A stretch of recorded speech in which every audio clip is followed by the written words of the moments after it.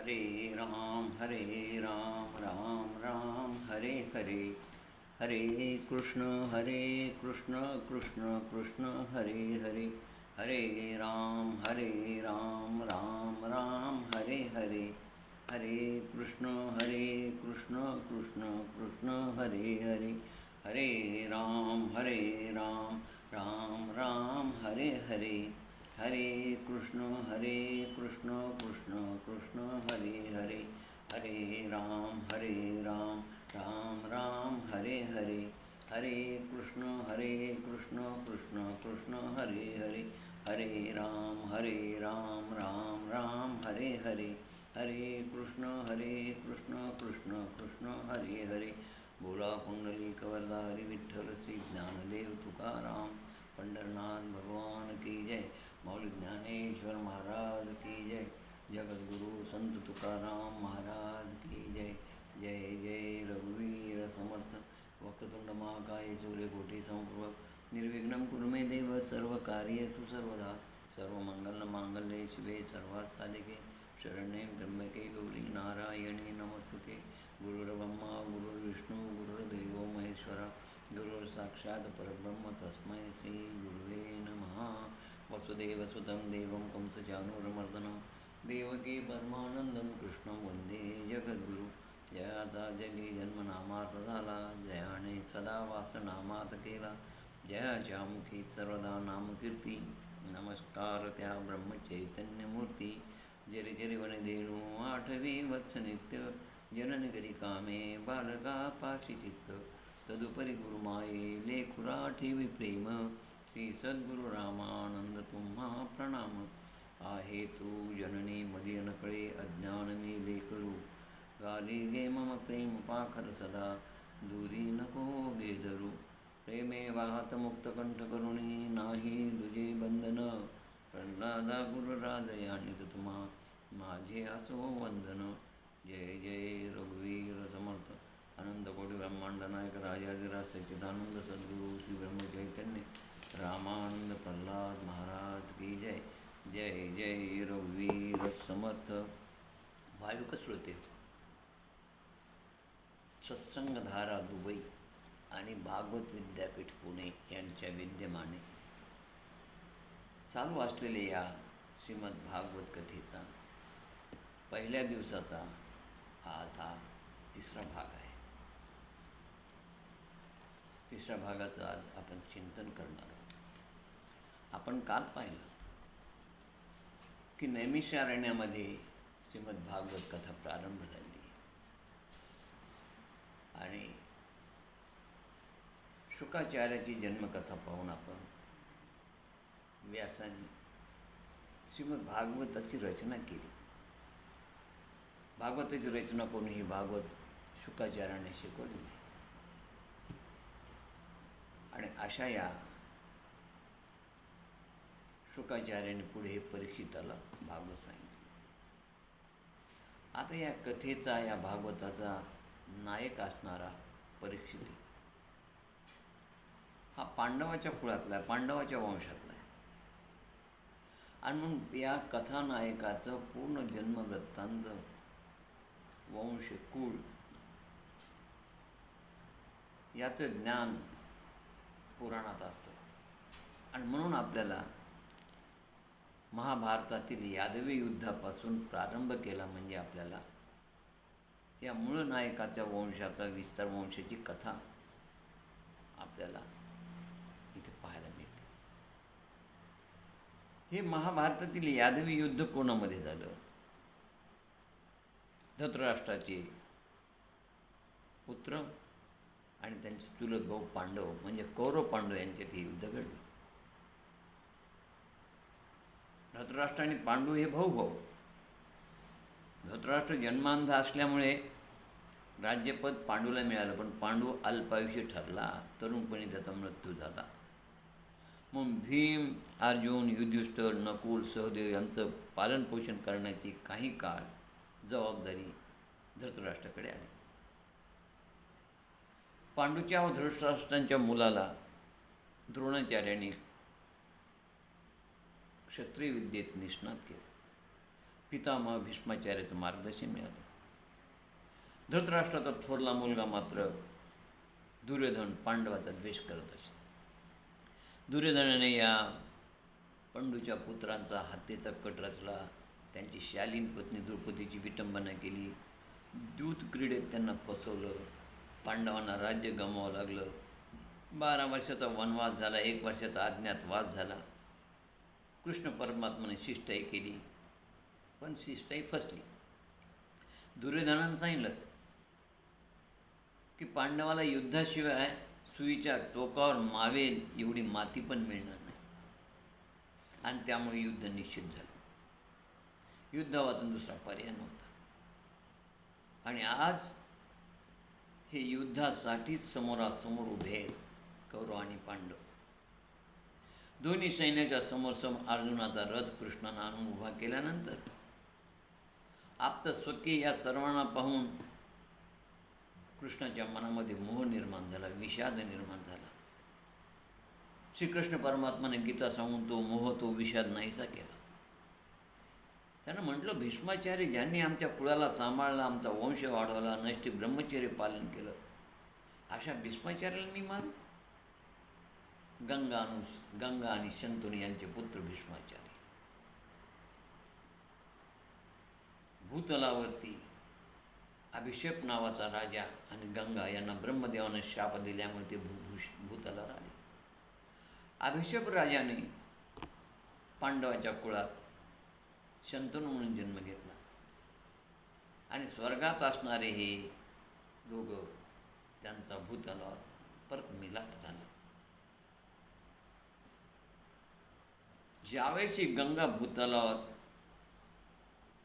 ब्रह्मदेवाच्या शापामुळे काही काळ भूतलावर जन्म घेण्यास आली, त्याच वेळेस स्वर्गात असलेले जे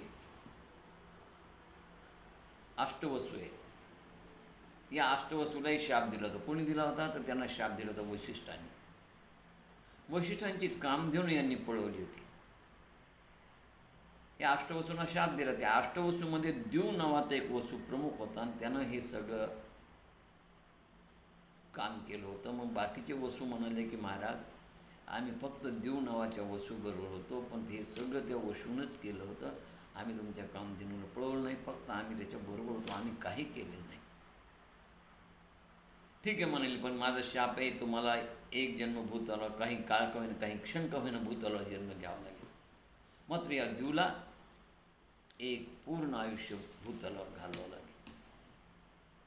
आणि म्हणून अष्टवसू जेव्हा स्वर्गातून खाली येत असताना त्यांनी गंगे मातेला विनंती केली, तुझ्या पोटी आम्हाला जन्म दे. गंगेनं मान्य केलं आणि गंगा आणि शंतनूचा भेट झाली. गंगेनं काही शंतनूला आठी टाकल्या की विवाहानंतर मी जर काही काम करेल त्याला तू विरोध केला तर मी तुला सोडून निघून जाईल. शंतनू आठ मान्य केली आणि या अष्टवसूचा जन्म त्या गंगेच्या पोटी झाला. पहिला वसू झाला की तिनं पाण्यात सोडून दिला, दुसरा वसू झाला पाण्यात सोडला, तिसरा पाण्यात सोडला, असे 7 पुत्र पाण्यात सोडले. आणि 8व्याच्या वेळेस मात्र भीष्माचार्याच्या जन्माच्या वेळेस मात्र शंतनून तिला हटकलं, तिला राग आला आणि ती शंतनूला सोडून निघून गेली. आपल्या याला भीष्माचार्याला. हा भीष्माचार्याचं नाव देवव्रत होतं. पुढे भीष्माचार्य झाले. 7 द्यूत 7 वसू तर ताबडतोब जन्म घेतल्याबरोबर भूतलावर परत स्वर्गात गेले. परंतु याला मात्र यानं कामधेनू पळवलं असल्यामुळे याला एक जन्म भूतलावर घ्यायचा होता आणि म्हणून हा देवव्रत म्हणून जन्माला आला शंतनूच्या पोटी. गंगा निघून गेली. शंतनूने त्याचा सांभाळ केला. पुढे हा मोठा झाला.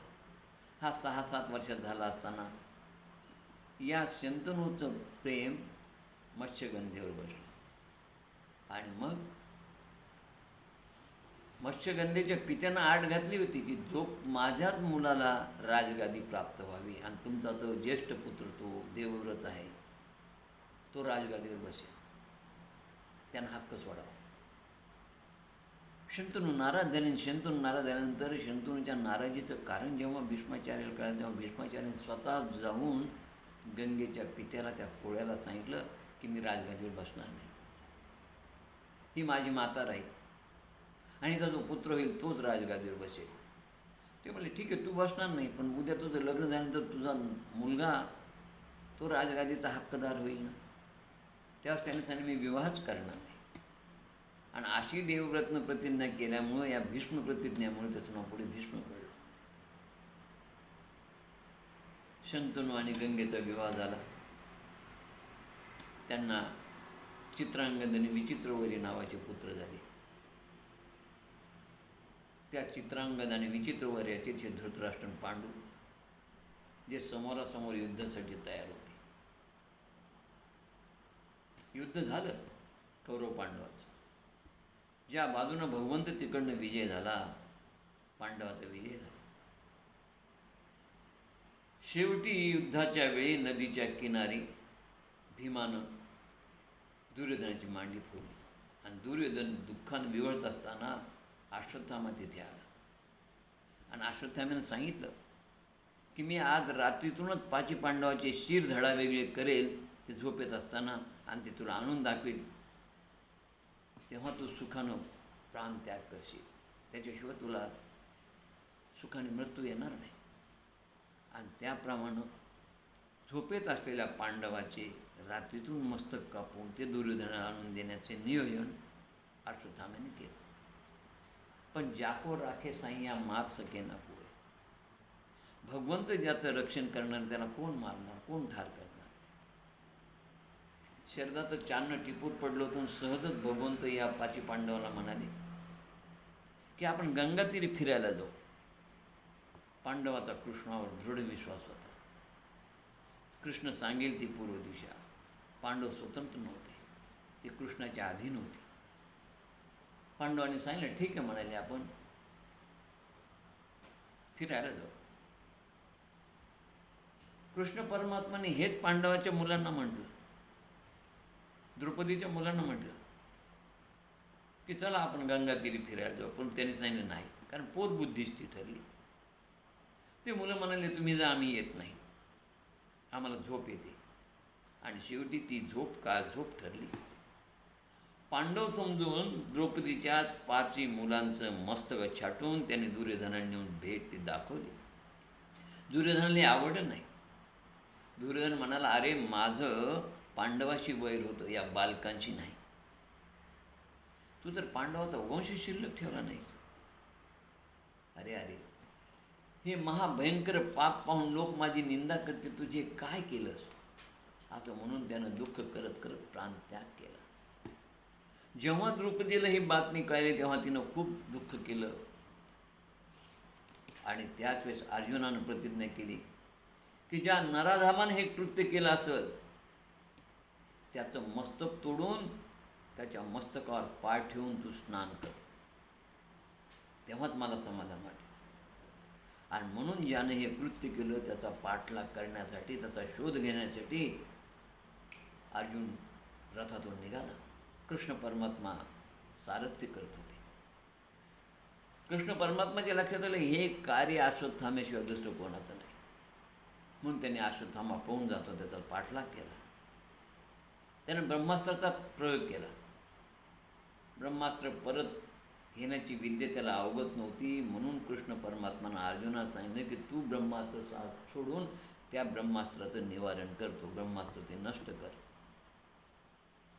त्याप्रमाणे अर्जुनाने दोन्ही ब्रह्मास्त्राचा उपसंहार केला आणि अर्जुनाने त्याचा पाठलाग करून त्याला पकडलं. त्याला एखाद्या पशुप्रमाणे दोरखंडानं बांधून द्रौपदीसमोर आणून उभं केलं. परंतु द्रौपदी ही क्षमेची, दयेची देवता आहे. तिने त्याला पाहताच गुरुपुत्र म्हणून तिने सांगितलं याला मुक्त करा, मुक्त करा. हा गुरु द्रोणाचार्याच्या रूपात मला दिसत आहे.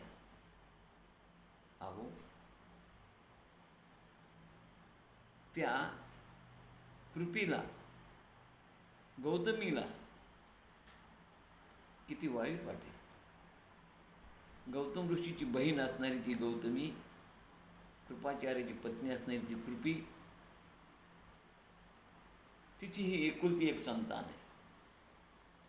पुत्रमृत्यूचं दुःख काय असतं याचा मी अनुभव घेतला आहे. त्या बिचारीला तर कोणीच नाही, पती देखील नाही. बरं, याला मारून काय माझा मुलगा जिवंत होणार का? केवढी क्षमा आहे, केवढी दया आहे. आणि म्हणून तिनं क्षमा केली, दया केली. आणि अशा रीतीनं अश्वत्थाम्याचे डोक्यावरचे केस ओपन करून, केस कापून, त्याच्या मिशा काढून त्याला अर्जुनानं हाकलून दिलं. हा त्याला अपमान सहन झाला नाही. त्याच्या डोक्यावरचा मणी काढून घेतला होता. अशा प्रकारचे केश वपन करून, धक्के मारून हाकलणं म्हणजे त्याचा वध करणं, असे शास्त्राच्या दृष्टीनं आधार आहे. त्यानंतर पाचीपुत्राचा त्या द्रौपदीच्या या पांडवांनी अंत्यसंस्कार केला. युद्धात जे मेलेले स्वजन होते त्यांना तिलांजली दिली, श्रद्धांजलीचा कार्यक्रम झाला. आणि आता श्रीकृष्ण परमात्मा द्वारकेला जायला निघाले. रथावर आरूढ झाले असताना अचानक उत्तरा समोरून आली. उत्तरा ही अभिमन्यूची पत्नी होती. ती म्हणाली, देवा माझं रक्षण करा. हा तप्त बाण माझ्याकडे येत आहे, त्यानं माझ्या गर्भाची हानी होणं एवढीच माझी इच्छा आहे. मी भस्म झाले तरी चालेल, पण माझ्या पोटामध्ये जो पांडवाचा गर्भ आहे तो गर्भ टिकावा, पांडवाचा वंश टिकावा. आणि अशा रीतीनं गर्भस्थ उत्तरा त्या शिशूचं रक्षण करण्यासाठी कृष्ण परमात्माला विनवणी करत होती. एक लक्षात घ्या, उत्तरा ही आदर्श भारतीय नारी आहे. आज गर्भस्थ शिशूचं नाश करणाऱ्या, भ्रूण हत्या करणाऱ्या, गर्भपरीक्षण करून मुलगा का मुलगी बघून गर्भपात करणाऱ्या किती स्त्रिया आहेत. हे महान पाप आहे. हा मातृत्वाचा अपमान आहे. आणि म्हणून, कारण मातृत्व हे स्त्रीचं वरदान आहे. त्यावेळेस भगवंतानं त्या उत्तरेच्या गर्भात जाऊन त्या परीक्षितेचं रक्षण केले. अश्वत्थाम्याला राग आला होता. त्यानं बदला घेण्यासाठी हे ब्रह्मास्त्र सोडलं होतं. 5 पांडवांवर 5 बाणे सोडली होती. या 5ही बाणाला जे ते त्यांनी नष्ट केले अर्जुनानं, कृष्णाने. आणि अशा प्रकारे उत्तरेच्या गर्भाचं रक्षणही केले. अशा प्रकारे श्रीकृष्णाने ते 5 बाण नष्ट करून परीक्षिताच्या गर्भाचं रक्षण केलं. आणि कृष्ण परमात्मा परत द्वारकेला निघाले. द्वारकेला जात असताना कुंती आडवी आली. तिनं कृष्ण परमात्माचा रथ अडवला. रथ अडवल्यानंतर कृष्ण परमात्मा रथातून खाली उतरले. कुंतीनं कृष्ण परमात्माला नमस्कार केला. कृष्ण म्हणले, अगं आत्या, मी तुझा भाचा आहे, तू मला नमस्कार करते, मी वयानं लहान आहे. कुंती म्हणाली, कृष्णा, मी तुला आज नमस्कार केला तो भाचा म्हणून नाही, भगवंत म्हणून नमस्कार केला. अरे देवा, तू माझ्या आणि माझ्या कुळाचं किती रक्षण केलंस. भीष्माचार्याने घेतलेली प्रतिज्ञा तू फोल ठरवलीस. तू शस्त्र हातात घेणार नाही असं सांगितलं असताना तू शस्त्र हातात घेतलंस. उत्तरेच्या गर्भाचं रक्षण केलंस. जरासंधाचा वध घडवलास. दुर्योधनाचा वध केलास. द्रोणाचार्याचा वध केलास. एवढी मोठी त्या माझ्या द्रौपदीची विटंबना झाली, पण तू तिथे येऊन वस्त्र पुरवलेस. अशा प्रत्येक क्षणी तू आम्हाला मदत केली. माझ्या पुत्रांना केली, पण माझ्या नातवांना देखील मदत केली. माझ्या परीक्षिताचा गर्भाचं तू रक्षण केलंस देवा. आणि म्हणून तू माझा भाचा नाही, तू प्रत्यक्ष परमात्मा, परमेश्वर, भगवंत आहेस. अरे भीष्माचार्याने प्रतिज्ञा केली होती की उद्या सायंकाळपर्यंत अर्जुन मरेल, नाही तर मी याज्ञिकाष्ट भक्षण करेन. तू त्या अर्जुनाला वाचवलंस, भीष्माचार्याचे प्रतिनिधित्व. तू प्रत्येक वेळेस या पांडवावर कृपा केलीस. तुझी दूरदृष्टी, तुझं ध्येय, तुझं कर्तव्य, या सगळ्याला मी प्रणाम करते. पांडवावर तू आमच्यावर फार मोठी कृपा केली देवा. आणि मला नेहमी वाटतं की सतत तू आमच्या सदैव स्मरणात राहावा, सदैव तुझं चिंतन व्हावं. तू जवळ जेव्हा नसशील तेव्हा तू मला दुःखच दे. कारण दुःख प्राप्त झाले की मला तुझं स्मरण होईल, तुझं चिंतन होईल. आणि दुःखातच मनुष्य सदैव भगवंताचे चिंतन करतो असं माझं मत आहे. म्हणून तू मला दुःख दे, मला सुख नको देऊ. कोणतीही अशी आहे भक्त भगवंताची, कृष्ण परमात्माची आते असून भक्त की जिनं केवळ दुःख मागितलं. कारण तिचं म्हणणं दुःखामध्येच तुझं ऐश्वर प्राप्त झाल्यानंतर मनुष्य भगवंताला विसरतो, पण दुःखामध्येच तो भगवंताला स्मरण करतो. दुःख कुंतीनं मागितलं, ती म्हणते आपत्ती हीच माझी संपत्ती.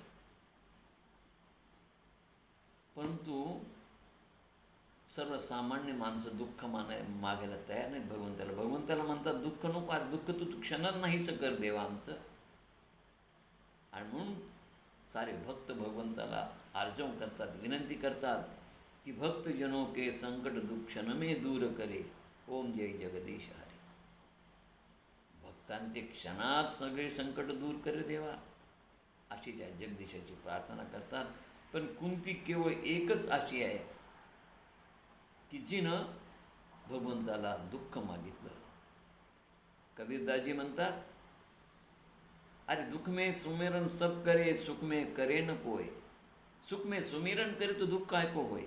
अरे म्हणजे दुःखात तर ठीक आहे, सगळे त्या भगवंताचं चिंतन स्मरण करतात, पण सुखात जर त्या भगवंताचं तुम्ही नाम घेतलं तर तुम्हाला दुःखच होणार नाही. सुखाचे हे नाम आवडीनं गावे, वाचे आळवावे भगवंताची विठ्ठलाची. सदैव नामस्मरण करा. आणि असं म्हटल्यानंतर कुंतीनं विनंती केली कृष्ण परमात्माला परत येण्याची, जाण्याची. द्वारकेत निघाले कृष्ण परमात्मा, परत आले. बरं का परत आले? ते परत येण्याचं कारण असं होतं, कुंतीला वाटलं माझ्यामुळे आले, अर्जुनाला वाटलं माझ्यामुळे आले, धर्मराजाला वाटलं माझ्यामुळे आले, द्रौपदी म्हणाली हा माझा भाऊ आहे म्हणून आला, सुभद्रा म्हणाली माझ्यामुळे आले. खरे कोणामुळे आली होती?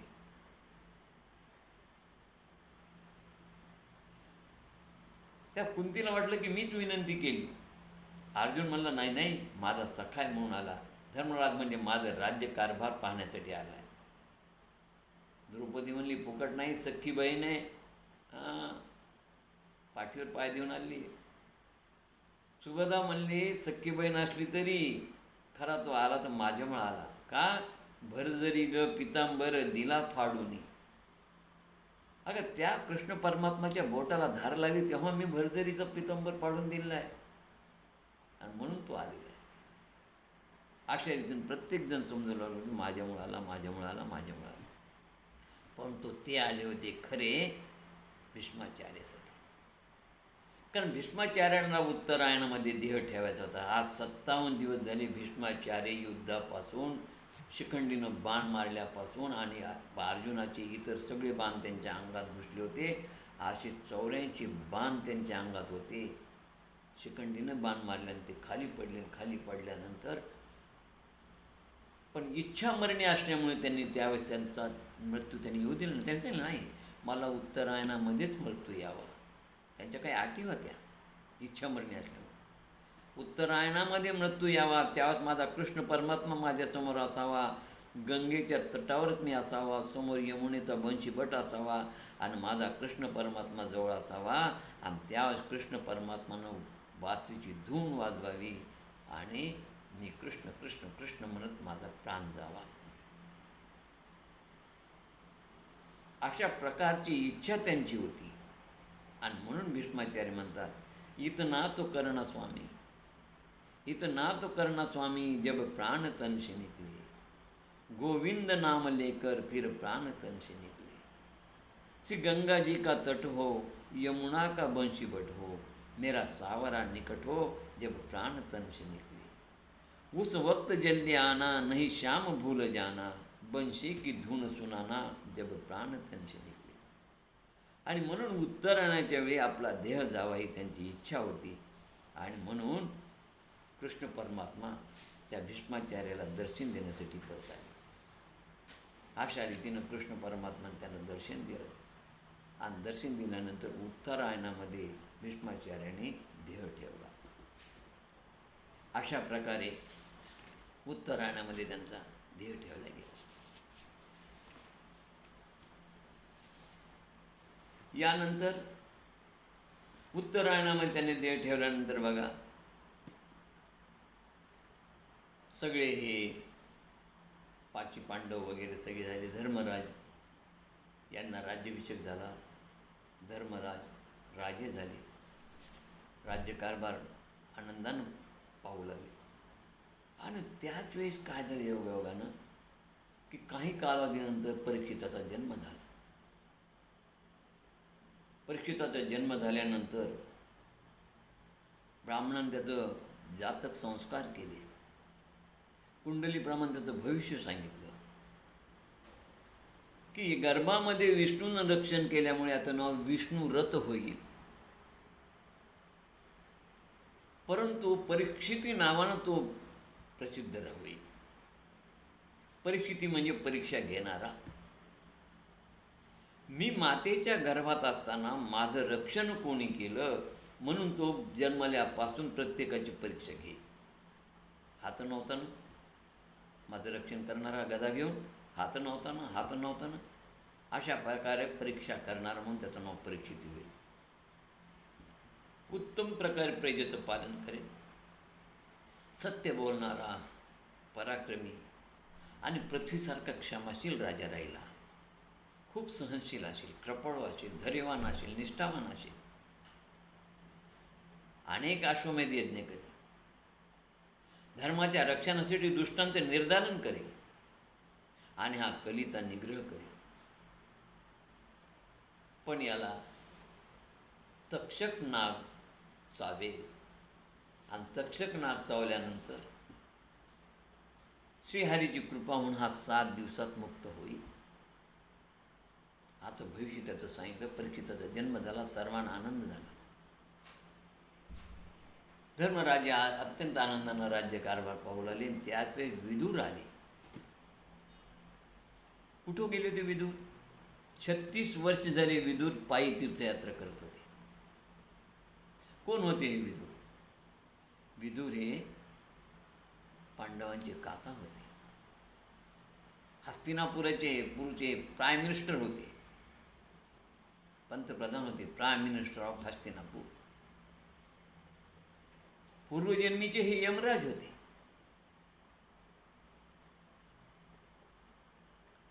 ज्यांना दाशीपुत्र म्हणतात. पांडवाचे काका होते विदुर काका. ह्या यमधर्माला मांडव ऋषीने शाप दिला होता. एकदा काही चोरांनी मांडव ऋषीच्या आश्रमामध्ये आणून काही सोनं टाकलं. त्या चोरांना राजाच्या शिपायाने पकडलं आणि यांचा सरदार मांडव ऋषी असावा असा गैरसमज होऊन त्यांनी चोरांना मांडव ऋषीला शिळा दिलं. मांडव ऋषीवर काही परिणाम झाला पण ते चोर मात्र मेले. शिळाचं पाणी झालं कारण ते प्रत्यक्ष ऋषी होते. त्यांची चूक काहीच नव्हती. ही बातमी जेव्हा प्रधानातर्फे राजाला कळली तेव्हा राजाने येऊन क्षमा मागितली. प्रधानानं क्षमा मागितली तर मांडवी ऋषी म्हणाले तुझी काही यात चूक नाही. ज्या यमाने मृत्यूदंड दिला त्या यमाला मी जबाबदार धरून त्यालाच मी विचारणार प्रश्न की माझी काय चूक होती. यमराजाला काही उत्तर देता आलं नाही. थातूरमातूर उत्तर देण्याचा प्रयत्न केला. तेव्हाच मांडवी ऋषीने आपल्या तपस्येच्या बलावरती त्यांना शाप दिला की ठीक आहे तुझा मृत्यूलोकी जन्म होईल, शूद्र योनीत तुझा जन्म होईल, दासीपुत्र म्हणून तू जन्माला येशील. आणि तेच विदुरी इथं दासीपुत्र म्हणून जन्माला आले होते. 36 वर्षे यात्रा केली, पण अत्यंत साध्या पद्धतीनं. महाभारतामध्ये विदुर नीती फार महत्त्वाची, प्रसिद्ध आहे. अत्यंत उत्तम उपदेश त्यांनी, अत्यंत उत्तम नीती विदुरांची, ज्या उपदेशातून तुम्हाला आम्हाला पाहायला मिळते. पण हे उपदेश चांगले नीतीचे उपदेश या दुर्योधनाला आणि धृतराष्ट्राला आवडले नाही.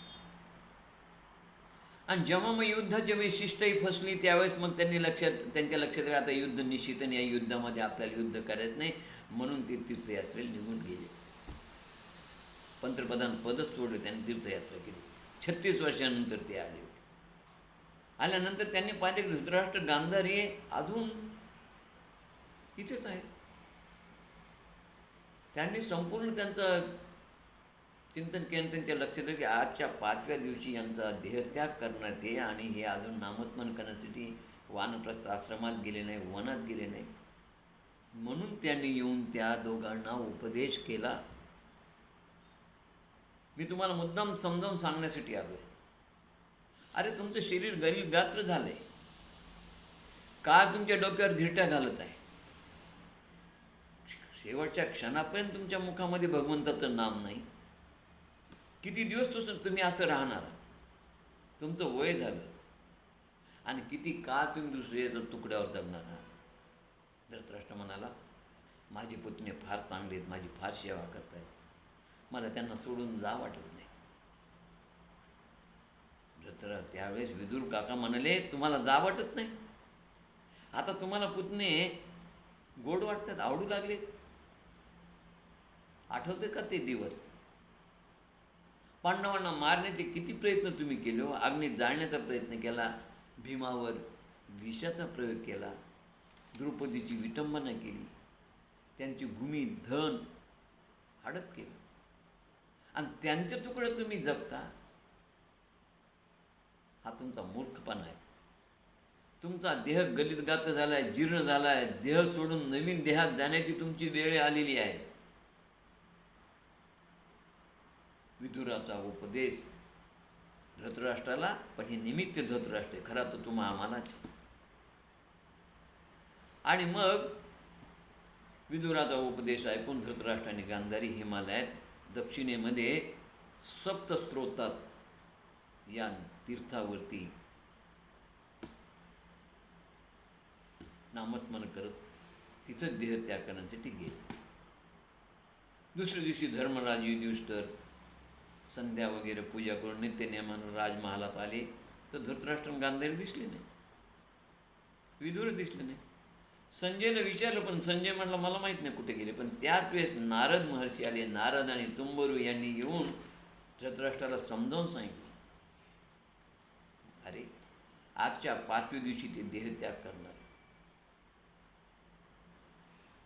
आपली तीच गती म्हणाले. ते जर जात्यात आहेत तर तुम्ही सुपात आहेत, विचार करा. तुम्ही निजधमाल जा, नामस्मरण करा.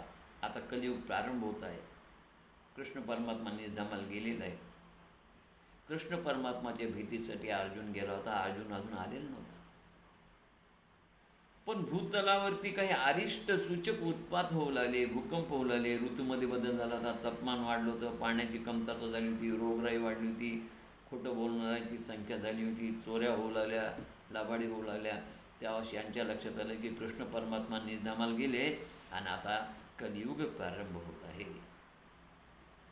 एवढ्यात अर्जुनाचा दुःखी चेहरा पाहून त्याने विचारलं. त्यावेळेस अर्जुनानं सांगितलं की दादा, कृष्ण परमात्मा आपल्याला सोडून निजधामाला गेला रे, आणि आता या ठिकाणी कलीचा युग येत आहे, कलीचा प्रारंभ झालेला आहे.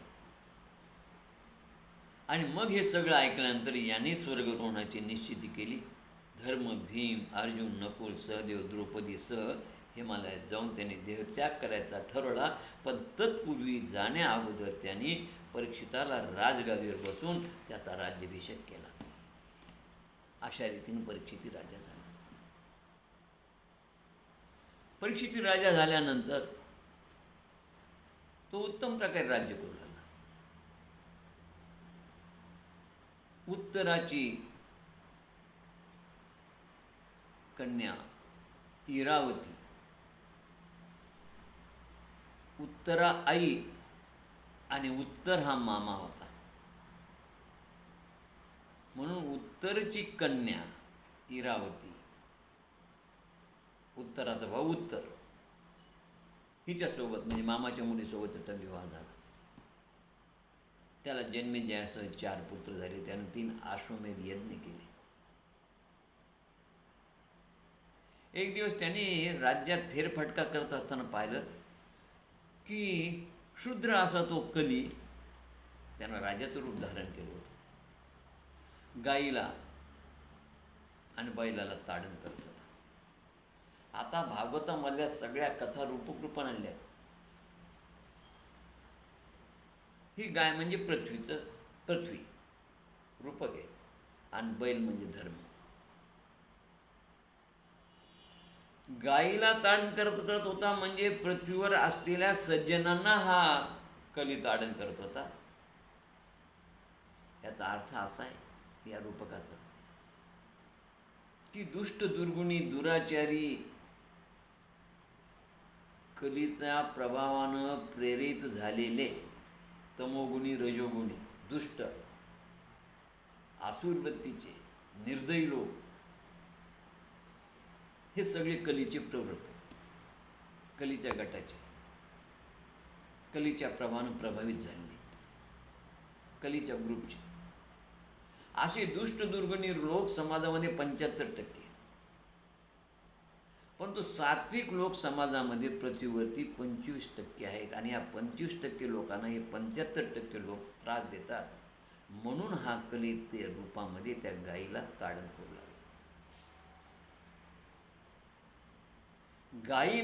गायीप्रमाणे असणारे जे सात्विक लोक आहेत 25%, संत, सज्जन, साधू, या सर्वांना हे तमोगुणी, रजोगुणी असणारे, दुष्ट, दुर्गुणी 75% असणारे कलीचे प्रभावानं प्रभावित झालेले निर्दयी, आसूर, हे सज्जनांना त्रास देणार, असा त्याचा अर्थ. बैल म्हणजे धर्म आहे. धर्माचे 4 पाय नष्ट केले होते आणि धर्म एका पायावर होता. याचा अर्थ काय की 75% धर्म नष्ट झालेला आहे, 25% धर्म आहे. आणि आज कलियुगामध्ये 25% धर्म नाही. तप नाही, दया नाही, सुचिरभूतता नाही, हे 3 पाय कापले होते. आणि म्हणून समाजामध्ये कुठं सुख, समाधान, शांती नाही. बघा, कली म्हणजे कलह, कलहाचं वातावरण. कली ही वृत्ती आहे. हा शूद्र रूपामध्ये असलेला, राजाचं रूप घातलेला व्यक्ती नाही आहे. हे रूपक रूपान कथा आहे.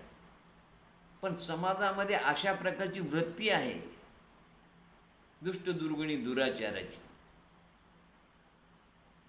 कारण सृष्टीची उत्पत्ती या 3 गुणातून झाली, सत्व, रज, तम. सत्ययुगामध्ये सत्ययुगामध्ये सत्वगुण प्रभावित होता. त्याचा प्रभाव कमी कमी होत गेला. त्रेतायुग 75% सत्वगुणी लोक, द्वापारयुगात 50% सत्वगुणी लोक आणि कलियुगामध्ये 25% सत्वगुणी लोक. तमोगुणी, रजोगुणी मात्र 75%. आणि म्हणून हे कलहाचं युग आहे. तमोगुणाचं, रजोगुणाचं प्राबल्य या युगात तुम्हाला पाहायला मिळेल. आसुरी प्रवृत्तीचं प्रदर्शन तुम्हाला पाहायला मिळेल की रजोगुणी, तमोगुणी या लोकांजवळ दयामाया नसते, हे निर्दयी असतात. सत्वगुणी लोक मात्र शांत असतात, संयमी असतात, मितभाषी असतात. आणि म्हणून हे 75% लोक जे तमोगुणी, रजोगुणी, ह्या 25% सत्वगुणी लोकांना त्यांच्या सरळ स्वभावाचा फायदा घेणार. आणि म्हणून या 25% लोकांवरच 25% धर्म आधारित आहे. 75% लोक तुम्हाला अन्यायी, दुर्गुणी आणि नास्तिक पाहायला मिळते. म्हणून याला कलीचं युग म्हटलेलं आहे, कलहाचं युग म्हटलेलं आहे. बरं, प्रत्यक्ष याचा तुम्ही अनुभव पहा. सगळीकडे कलहच कलह आहे. गल्लीत कलह, दिल्लीत कलह, आंतरराष्ट्रीय लेवलवर पहा, युद्धाचे पडसाद उमटले जात आहेत. सगळीकडेच कलहाचं वातावरण, समाजामध्ये, देशामध्ये, राष्ट्रामध्ये, आंतरराष्ट्रीय लेव्हलवर सगळीकडे तुम्हाला कलह कलह कलह दिसेल. सगळीकडे अन्याय, अत्याचार, क्रूर, द्वेषभावना, हिंसा, लूटमार, लबाडी, कामवासना, हे असे सगळे दुर्गुण तुम्हाला पाहायला मिळतात. हा दुर्गुण प्रत्येक तमोगुणी, रजोगुणी लोकांच्या स्वभावाचा ही वृत्ती झालेली आहे. म्हणजे समाजातील दुष्ट प्रवृत्ती ह्या लोकांना, सज्जनांना त्रास देतील, हे याचा अर्थ आहे.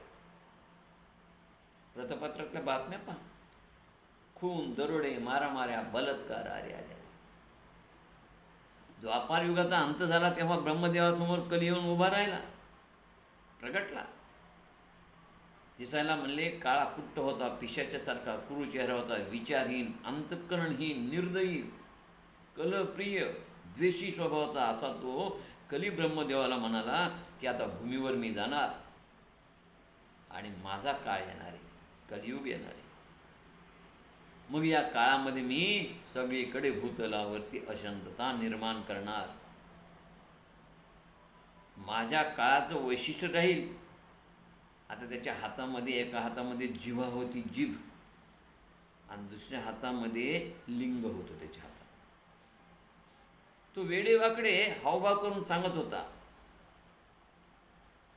की माझ्या काळात लोकांचा रचनेवर, वाणीवर नियंत्रण राहणार नाही. काय खावं, काय प्यावं, काय बोलावं, कसं वागावं हे लोकांना कळणारच नाही, आणि लोक हिंसा करत राहतील. दुसऱ्या हातात लिंग होतं. त्यातून तो सांगत होता की माझ्या युगात कामवासनेवरती नियंत्रण राहणार नाही. त्याची जीभ ते सांगत होती की रचनेवर, खाण्यापिण्यावर, बोलण्यावर नियंत्रण राहणार नाही. हे दोन वैशिष्ट्य ते दोन्ही हातानं दाखवून लोक ब्रह्मदेवाला सांगत होता. आणि म्हणून माझ्या काळात लोक विलासी राहतील, चैनी राहतील, पैशामागे धावणारे लोक उत्पन्न होतील. सगळीकडे बलात्कार होईल.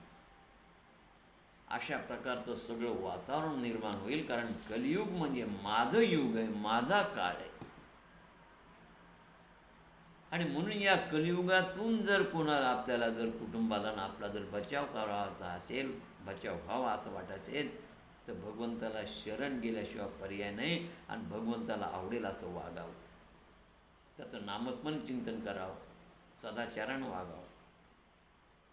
असा हा कली. राजाने त्या कलीला ताडन केलं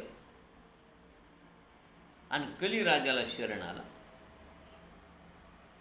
राजा म्हणाला, तुझ्यामुळे माझ्या राज्यातील सात्विक आणि निष्ठावान लोकांना त्रास होईल. तुझ्यामुळे जनतेमध्ये लोभ, असत्य, चोरी, दुष्टता, स्वधर्माचा त्याग, दारिद्र्य, कपट, कलह, दंभ अशी अनेक पापं तुझ्यामुळे वाढतील या भूतलावरती. माझ्या राज्यात हे होऊ नये. माझ्या राज्यातील सज्जनांना तुझ्यामुळे त्रास होऊ नये, आणि म्हणून तू माझ्या राज्यात राहू नको. माझं राज्य आहे धर्माचं आणि सत्याचं राज्य आहे. त्यांनी सांगितलं ठीक आहे, पण माझं युग असल्यामुळे मी राहू कुठं? आता द्वापार युग संपलंय आणि माझंच युग सुरू झाले. त्यांनी सांगितलं, राजेसाहेब तुम्ही पांडवाच्या युगातले असल्यामुळे आणि कृष्ण परमात्माचे निश्चिम भक्त आहेत, त्यांनी तुमचं रक्षण केलेलं असल्यामुळे माझी एक विनंती आहे की तुम्ही द्याल त्याच जागेवर मी राहील, त्याच्यापेक्षा मी जास्त जागा घेणार नाही, दुसरीकडे जाणार नाही. पण मला काही ठिकाण द्या, काही जागा द्या, कारण माझं युगन हे माझं युग जवळपास 4,32,000 वर्षाचं आहे. तुमचा काळ तरी किती वर्षाचा राहील? कलियुगामध्ये 100 वर्षाचं आयुष्य आहे. असे 100 वर्षाच्या आयुष्याचे किती राजे होतील माझ्या युगामध्ये? कारण माझा काळ 4,32,000 वर्षाचा आहे, एवढं माझं युग आहे. आणि माझ्या युगात तुमचं राज्य 100 वर्षाचा. विचार करा, 4,32,000 मध्ये तुम्हाला 100 वर्षे दिलेले. त्यामुळे मला तुम्ही हाकलून देऊ शकत नाही, कारण माझ्या युगात तुम्ही राजे आहात. म्हणून मी तुम्हाला एवढीच विनंती करेन की माझ्या युगाचे 2 फायदे. कमी कष्टामध्ये, कमी श्रमामध्ये परमात्माची प्राप्ती हा माझ्या युगाचा फार मोठा फायदा आहे. थोड्याशा नामस्मरणानं भगवंताची प्राप्ती होणार. सत्ययुगामध्ये, त्रेतायुगामध्ये 25-25, 30-30 हजार वर्षे मुनींनी तपश्चर्या केली, पण त्यांना भगवत प्राप्त झाली नाही, भगवंताची प्राप्ती झाली नाही. माझ्या युगामध्ये थोड्याशा नामस्मरणानं भगवंत मिळेल, साध्या नामस्मरणानं. परिस्थिती म्हणाली ठीक आहे म्हणाले, पण मी देईल त्या जागेपेक्षा जास्त तू तुझा पसारा वाढवायचा नाही. त्यांचं ठीक आहे. 3 जागा दिल्या. WWW, कारण सध्या कॉम्प्युटरचं युग आहे. पहिलं W म्हणजे वाईन, वाईनचा अर्थ मद्यपान. दुसरं W म्हणजे वुमन, स्त्रीसंघ. पण कुठला स्त्रीसंघ? वेश्या व्यवसाय करणाऱ्या स्त्रिया.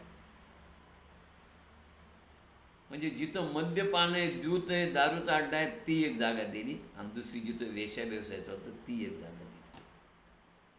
आणि तिसरी वेल्थ. वेल्थ म्हणजे ज्या ठिकाणी दूध चालल्यात खेळतात, सट्टा चालतो, पत्ते खेळतात, अशा ठिकाणचं एक जागा दिली. 3 जागा दिल्या. म्हणजे पहिली दिली रम म्हणजे रमा, रम म्हणजे दारू, रमा म्हणजे स्त्रीसंघ, आणि तिसरं रमी, रमी म्हणजे जिथं जुगार, सट्टा, अशी जागा. 3 जागा दिल्या. तो मला एवढ्यावर माझं समाधान होत नाही, माझा पसारा फार मोठा आहे, अजून 2 जागा द्या. तेव्हा त्यांनी त्याला अवैध मार्गानं सोनं, तुम्ही स्वकष्टानं जर सोनं घेतलं असेल तर त्याच्यामध्ये कली नाही, पण कोणाचं जर सोनं तुम्ही हडप केलं किंवा कोणाचं धन तुम्हाला मिळालं, त्या धनामध्ये कली राहणार, लक्षात ठेवा. म्हणून तर बाहेरचं परक्याचं आलेलं धन त्यामुळे तुम्हाला सुख लाभू देत नाही.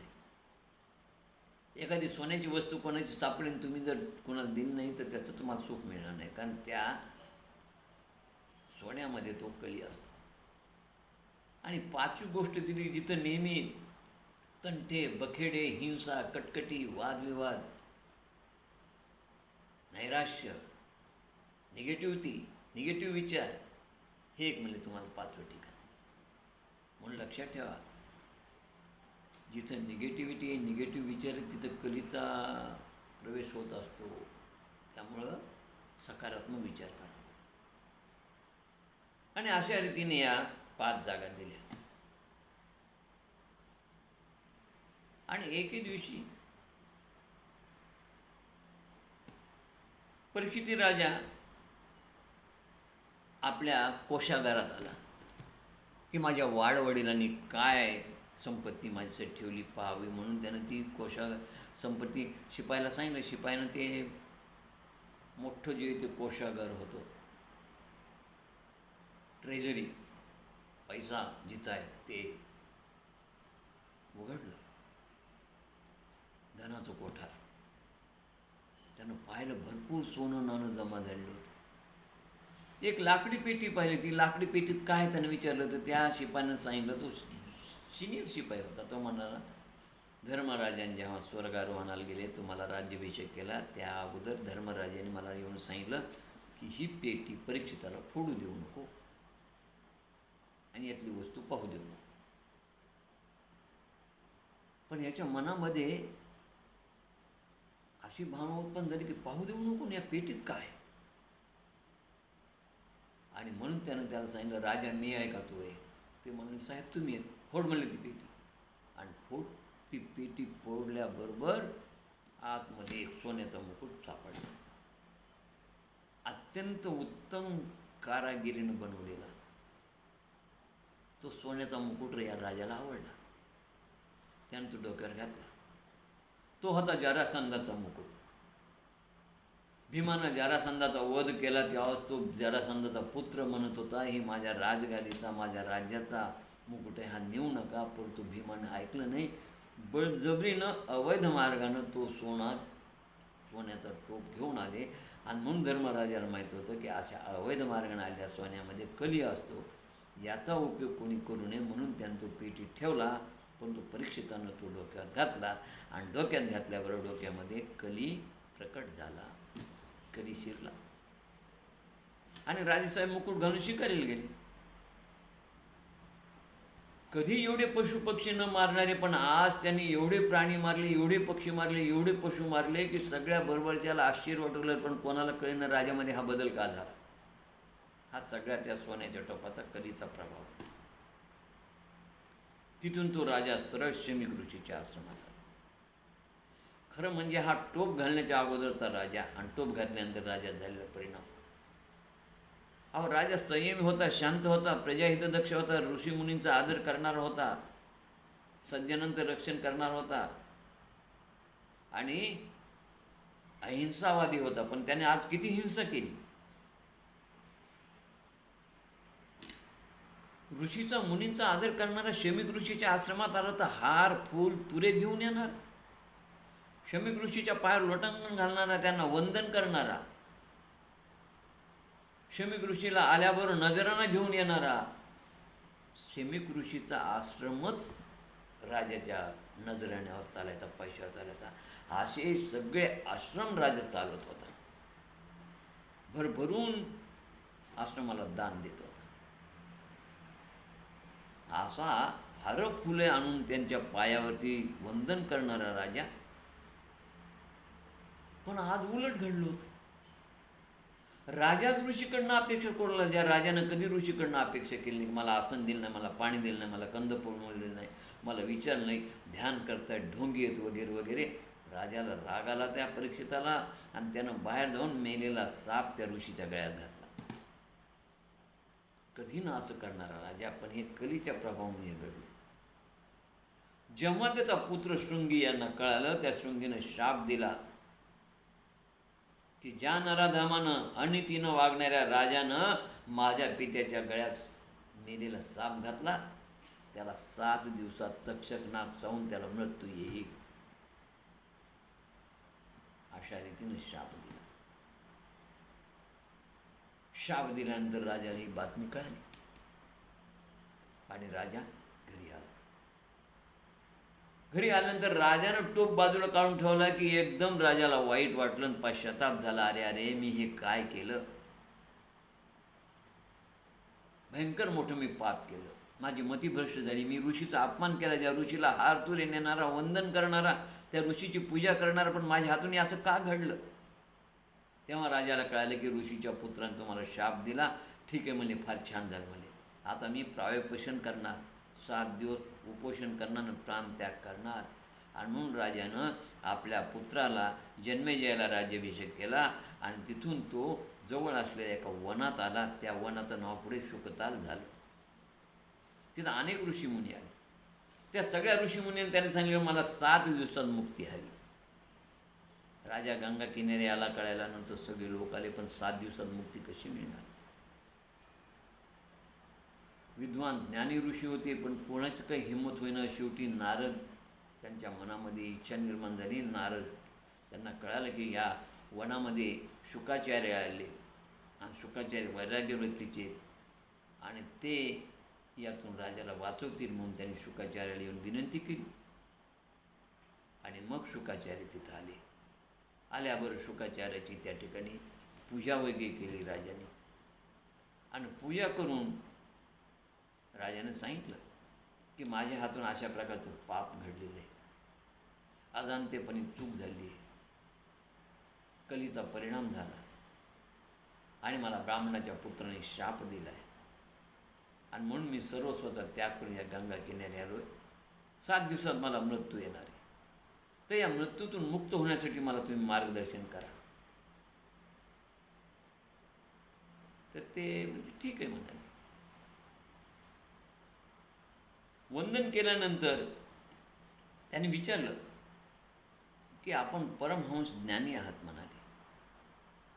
मृत्यूजवळ आलेल्या माणसाने काय केलं असता त्याला मोक्ष मिळेल, त्यानं काय ऐकावं, कोणता जप करावा, कोणतं कर्म करावं, कोणाचं स्मरण करावं, कशाचा त्याग करावा, सर्व धर्माचे मर्म जाणणारे तुम्ही महाराज, तुम्ही मला मार्गदर्शन करा, असं त्यांना शुकाचार्याला विनंती करून शुकाचार्याच्या चरणावरती मस्तक ठेवलं.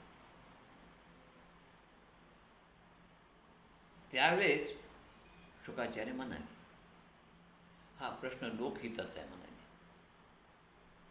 यासाठी सर्व शक्तिमान अशा कृष्ण परमात्माचं निष्ठेनं त्याच्या लीलेचं श्रवण करावं, कीर्तन करावं, स्मरण करावं, भागवत कथेचं श्रवण करावं, ज्या त्याची सर्व प्रश्नाची उत्तर तुला मिळतील. आणि म्हणून या भागवत कथेचं, कृष्ण परमात्माचं स्मरण फार महत्त्वाचं आहे. लक्षात ठेव म्हणले, मरणाची भीती वाटणार आणि घाबरून जाऊ नये. मरणाआधी अर्धसं लावा स्मरण. त्या भगवंताचं स्मरण करा, तो तुम्हाला त्या संकटातून मुक्त करेल. असं म्हणून त्यांनी त्या ठिकाणी श्रीमद भागवत कथेला प्रारंभ केला आणि भागवत कथा सांगायला सुरुवात केली. मी तुला श्रीमद भागवत सांगतो, ज्या भागवताच्या कथेच्या श्रवणानं तुला मुक्ती मिळेल. सृष्टीची उत्पत्ती सांगितली. मैत्रेयानं विदुराला जी भागवत कथा सांगितली, त्या सृष्टीची उत्पत्ती त्यांनी सांगितली. प्रलय झाला म्हणले, सत्ययुग, त्रेतायुग, द्वापरयुग, कलियुग, कलियुगानंतर प्रलय झाला. आणि प्रलयानंतर ही सारी पृथ्वी पाण्यामध्ये बुडून गेली होती, समुद्रात बुडून गेली होती, रसातळाला गेली होती. आणि या पाण्यावरती नारा अधिक आयन म्हणजे नारायण. नारा म्हणजे पाणी आणि आयन म्हणजे त्याच्यावर वास्तव्य करणारा शेषशाही भगवंत त्या शेषावरती वास्तव्य करत होता. त्याच्या नाभिकमलातून ब्रह्मदेव उत्पन्न झाले. आपण कोण असा त्यांच्या मनात प्रश्न उत्पन्न झाल्यानंतर विष्णू परमात्माने स्वतः ब्रह्मदेवाला स्वतःचं स्वरूप सांगून 4 श्लोकामध्ये चतुश्लोकी भागवत सांगितलं आणि त्याला सांगितलं, तू सृष्टीची उत्पत्ती कर. मग त्यांनी ध्यानाच्या साह्यानं सनक, सनंदन, सनातन, सनोतकुमार या 4 ब्रह्मचारी मुनींची उत्पत्ती केली. हे 4ही मुनी वैराग्य वृत्तीचे होते आणि त्यांना सांगितलं सृष्टी उत्पन्न करा. पण त्यांनी सृष्टी उत्पन्न केली नाही. ते धर्माचं आचरण करण्यासाठी, तपश्चर्येसाठी वनात निघून गेले. क्रोध आला ब्रह्मचार्यांना आणि क्रोध आल्याबरोबर त्यांच्या भुवयातून रुद्र प्रकट झाले. रुद्राला त्यांनी सांगितलं की तू तपश्चर्या कर, तू काही प्रजा उत्पन्न करू नको. मग ब्रह्मदेवानं स्वतःपासून नारद, वशिष्ठ, भृगू, पुलह, अंगिरा, मरीची, कर्दम ऋषी या सर्वांना उत्पन्न केलं. त्यांना सांगितलं प्रजा उत्पन्न करा, पण हे काही प्रजा उत्पन्न करेनात. मग ब्रह्मदेवाला चिंता वाटली. ब्रह्मदेवाच्या चिंता वाटली असताना त्यांच्या शरीरापासून 2 भाग झाले. एक सार्वभौम म्हणून पुरुष आणि दुसरी शत्रुपा प्रकृती. आणि या स्वयंभू म्हणू आणि शत्रुपा यांनी मैथुन प्रक्रियेच्या सहाय्यानं धर्माला योग्य अशी प्रजा उत्पन्न केली. मनू आणि शत्रुपापासून त्यांना 2 पुत्र आणि 3 कन्या झाल्या. मुलाचे नाव होते प्रियव्रत आणि उत्तानपाद आणि मुली होत्या आकृती, प्रसूती आणि रुची. तर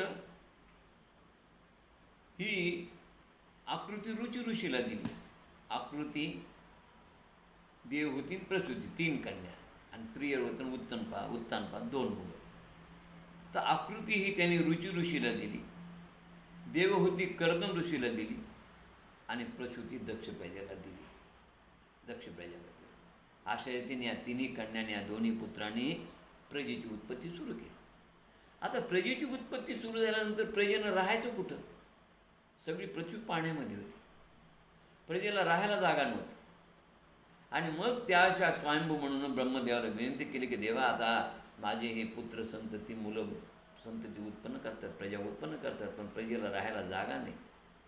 तेव्हा ब्रह्मदेवाच्या नागपुडीतून शिंक आली. त्या शिंकेतून एक पिलू बाहेर पडलं वराहाचं. भगवंतानं वराह भगवंताचा जन्म घेतला. बोला श्री वराह भगवान की जय. आणि मग हे वराह भगवंताचं रूप घेऊन त्या वराह भगवंतानं पाहता पाहता हत्ती एवढं रूप घेतलं. नंतर पर्वता एवढं रूप घेऊन त्यांनी गर्जना सुरू केली. आणि मग त्या वराह भगवंतानं पाण्यात जाऊन पृथ्वीचा सुगाव घेऊ लागले. पृथ्वी दिसतात त्यांनी दाढेच्या साहाय्याने तिला रसातळातून बाहेर काढलं. इतक्यात त्या ठिकाणी त्या पाण्यामध्ये असणाऱ्या हिरण्यक्ष नावाच्या राक्षसांनी या वराह भगवंताला विरोध केला. आणि मग वराह भगवंतानं त्या हिरण्यक्ष दैत्याला ठार केलं आणि पृथ्वीला जे ते भूतलावर आणून तिची स्थापना केली. अशा रीतीनं वराह भगवंताने त्या हिरण्यक्षाला ठार केलं. आता हा हिरण्यक्ष कोण होता? तर हिरण्यक्ष आणि हिरण्यकशिपू दोघं भाऊ होते. कश्यप ऋषीला 2 पत्नी होत्या, दिती आणि अदिती. दितीपासून दानव झाले, अदितीपासून देव झाले. जेव्हा अदितीपासून परमात्मा अदितीला पहिला पुत्र झाला, देव झाले, तेव्हा दितीला असं वाटू लागलं की मलाही पुत्र व्हावा. आणि म्हणून ती कामातूर झाली. कामातूर होऊन सायंकाळी तिनं ध्यान धारण्याच्या वेळी जे ती ऋषीला आग्रह केला की तिला पुत्र झाला, मलाही पुत्र हवा आहे. त्यावेळेस ऋषीने सांगितले की हा काळ योग्य नाही, बळजबरी समागमासाठी हा काळ चांगला नाही, ही ध्यानाची वेळ आहे, ही वेळ टळू दे. पण तिनं ऐकलं नाही. आणि न ऐकल्यामुळे तिला आसुरी पुत्र निर्माण झाले, अधमपुत्र झाले, हिरण्यक्ष, हिरण्यकशिपू. त्यावेळेस दितीला पश्चाताप झाला. आणि तेव्हा मग ऋषी म्हणाले, कश्यप ऋषी, की ठीक आहे म्हणाले, आता झालं गेलं, तुला मी सांगत होतो की ती योग्य वेळ नाही समागमाची, पण तू ऐकायला तयार नव्हती. ध्यान वेळ होती, ती टळू दे म्हटलं, पण तू ऐकलं नाही. म्हणून तुला असे आसुरी पुत्र झाले. पण पुढे मात्र तुझा नातू भगवत भक्त होईल, त्याचं नाव राहील प्रल्हाद. अशा प्रकारे ही हिरण्यक्ष हिरण्यकशिपूची या उत्पत्ती झाली. आता हे हिरण्यक्ष हिरण्यकशिपू म्हणजे बघा, हा जय विजयने दिलेला, द्वारपालाने दिलेला शाप आहे. एकदा सनक सनंदन सनातन सनत कुमार ऋषी हे विष्णूच्या दर्शनाला वैकुंठात गेले. आणि तिथं जय विजयाने त्यांना अडवलं, दर्शनात जाऊ दिलं नाही. आणि दर्शनास जाऊ दिलं नाही म्हणून मग या सनक सनंदन सनातन सनत कुमार यांनी या चौघांनी त्या जय विजयांना शाप दिला की तुम्ही 3 जन्म राक्षस व्हाल आणि तुम्हाला ठार करण्यासाठी भगवंत जन्म घेईल. म्हणून त्यांचा पहिला जो जन्म होता तो हिरण्यक्ष हिरण्यकशिपू सत्ययुगातला. त्यानंतर त्रेतायुगात हेच जय विजय रावण कुंभकर्ण झाले. आता हिरण्यक्षाला ठार करण्यासाठी वराह भगवंतानं अवतार घेतला आणि हिरण्यकशिपूला ठार करण्यासाठी पुढे नरसिंह अवतार होईल. मात्र त्रेतायुगामध्ये रावण कुंभकर्ण झाले, यांना ठार करण्यासाठी रामप्रभूंना अवतार घेतला. आणि द्वापारयुगामध्ये हेच जय विजय शिशुपालन दंतवक्र झाले, ज्यांना ठार करण्यासाठी कृष्ण भगवंत या ठिकाणी जन्म घेणार. अशा प्रकारे या हिरण्यक्षाचा वध वराह भगवंताने केला. आणि इथे आपली ही पहिल्या दिवसाचा कथाभाग इथे संपलेला आहे. बोला वराह भगवान की जय. झालेली कथा श्री गुरुचरणी समर्पित आणि कथेला पूर्णविराम. भागवताच्या पहिल्या दिवसाचे 3 भाग आज संपलेले. उद्या आपण दुसऱ्या दिवसाच्या कथाभागास प्रारंभ करूया. कृष्ण कृष्ण कृष्ण कृष्ण कृष्ण कृष्ण कृष्ण कृष्ण कृष्ण कृष्ण कृष्ण. बोला कुंडलिक वरदा हरी विठ्ठल श्री ज्ञानदेव तुकाराम. कृष्ण भगवान की जय.